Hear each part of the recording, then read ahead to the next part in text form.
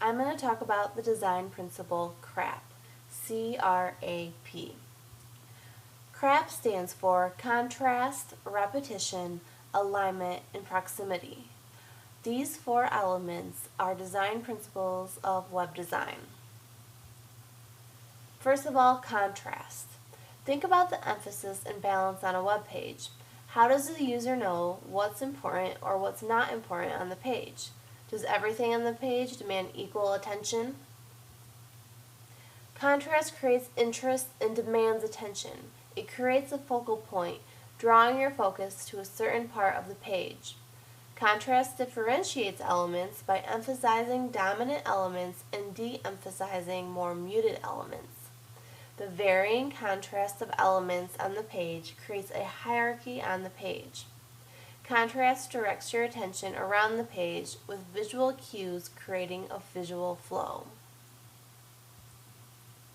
Contrast is created by combining elements that are opposite: sharp, unsharp, dark, light, large, small, foreground, background, far, near, solid, detailed, smooth, rough, shadows, highlights, etc. Use contrast to make your focal point stand out. In addition to using opposites, you can use shapes, color, text, graphics, and the size of elements. Some contrasting tips are, first of all, don't be afraid of contrast. Make important things big, make less important things small. If two objects are the same in some way, make them look the same. If they are different, make them look different. Contrast between the background and text is of big importance so that you can read the text easily. Links are also a form of contrast and affects readability. So you really want to make sure not only is your text having contrast against your background, but that your links have additional contrast compared to the normal text so that they stick out. And then, of course, know what is too much. Don't create visual distraction. Here is an example of contrast. This is an example of contrast because you have the white letters on the black squares and you have the black on the white background. Here we have variations in color from black to white to gray. Next is repetition. Repetition, in terms of repeating common elements to increase the ease of use for your users, is also called the principle of consistency.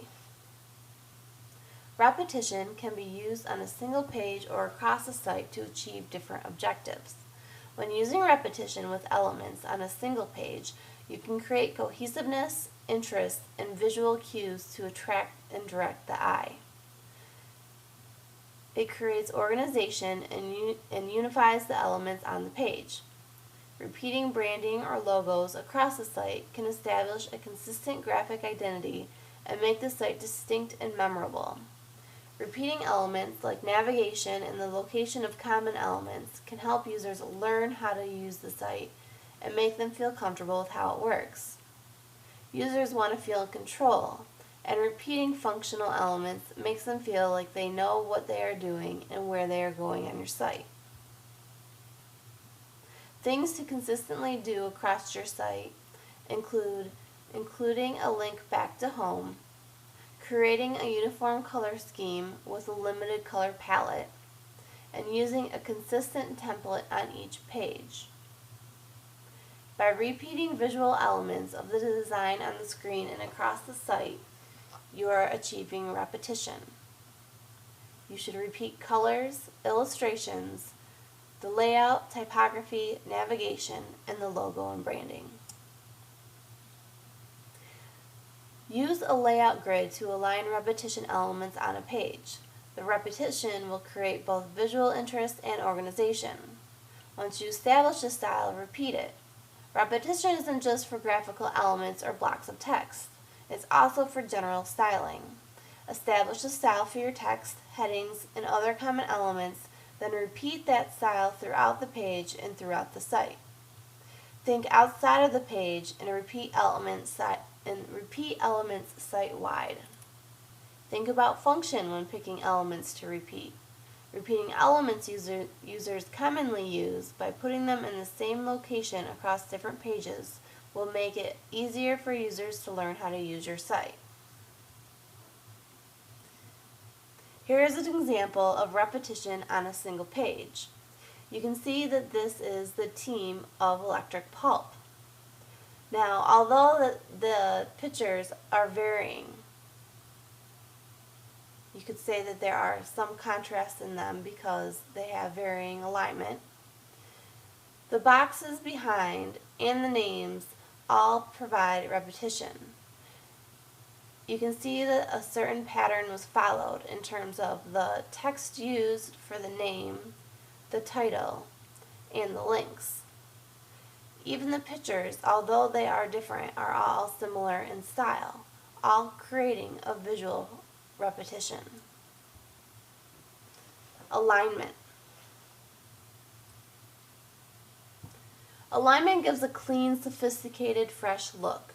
The page looks designed, it organizes the page, it helps the user scan the page, and it provides invisible lines that help draw the eye to where it needs to go.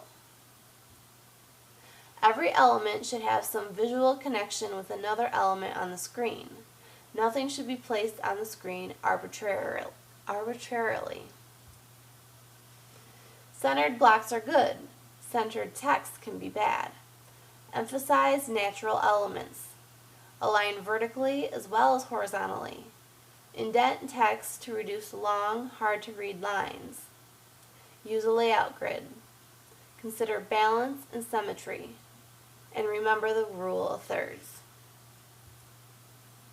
So in this example of Tripkick, you can see that everything is very aligned. And actually things are even more aligned than you probably realize.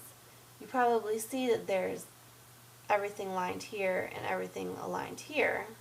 But however, when we add the grid, you'll see that everything is aligned both vertically and horizontally.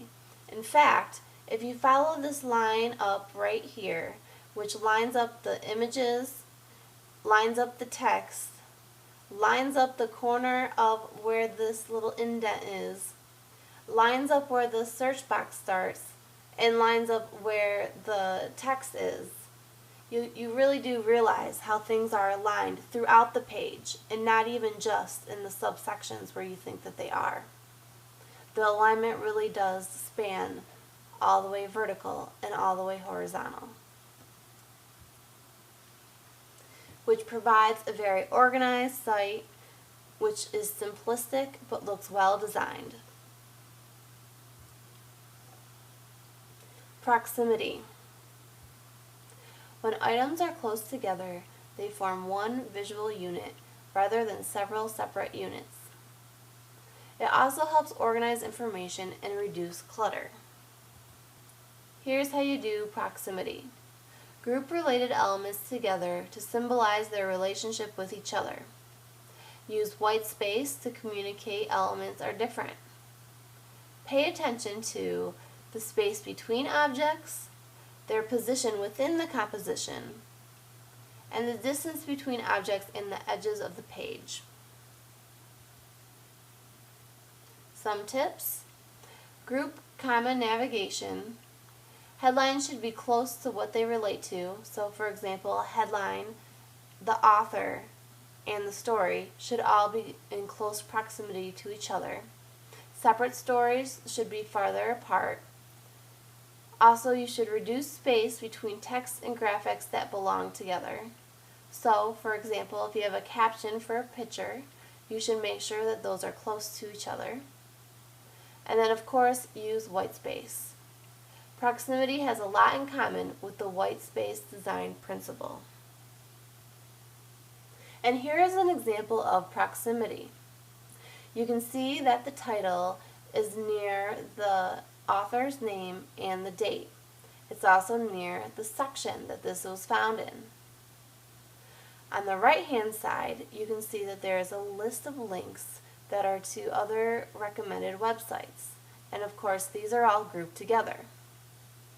You'll also notice that the photo is very close to the text for the caption for the photo. And then the story, although it is not right up against the photo, so that you're not confused that it's a caption, it is very close so that everything falls in line. Up here, where you have links to different social networking sites so that you can link to this article or tag this article, you can see that all the links are close together. They're not scattered across the page.